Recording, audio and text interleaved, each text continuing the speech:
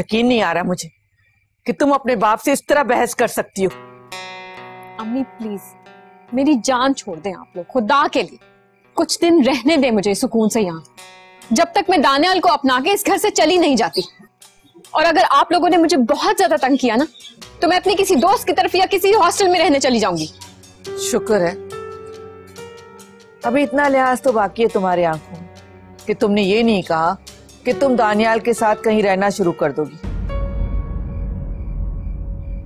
वैसे वो तुम्हें अलग घर तो लेके दे सकता है ना, बहुत अमीर आदमी है। अम्मी आप मुझे ऐसा समझती हैं कि मैं दानियाल से शादी किए बगैर उनके साथ रहने लगूंगी? भरोसा उठा दिया है तुमने, और क्या समझू मैं? जो समझने आप लोगों को समझे। मैं आप लोगों को सफाइयां दे दे के ना तंग आ चुकी, और उस फंसी मुझे नहीं रहना उस शख्स के साथ। दानियाल कल बात करेंगे उससे। कौन सी बात? यही कि वो मुझे तलाक दे दे और इस बच्चे का बहाना बना के मेरी जान के साथ चिमटा ना रहे। मुझे यकीन नहीं आता कि तुम एक माँ हो, वो बाप होते हुए अपने बच्चे की खातिर तुम जैसी लड़की को कबूल करा है। और तुम कैसी माँ हो? मुझ जैसी लड़की? क्या मतलब है आपका इस बात से? क्यों, तुम नहीं जानती कि तुम कैसी हो? खुदाया आप लोग मुझे मेरे हाथ पे छोड़ क्यों नहीं देते?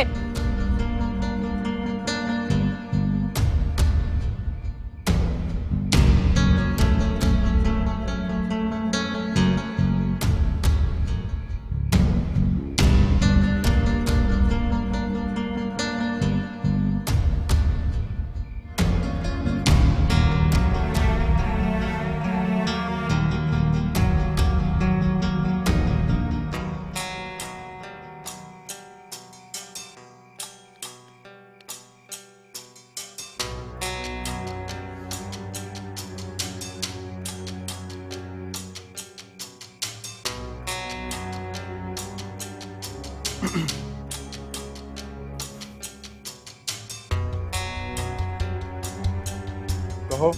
बात करने की तमीज खो बैठे हो। मैंने सिर्फ बात करने की तमीज खोई, तुम तो रिश्तों का एहतराम भूल चुके हो।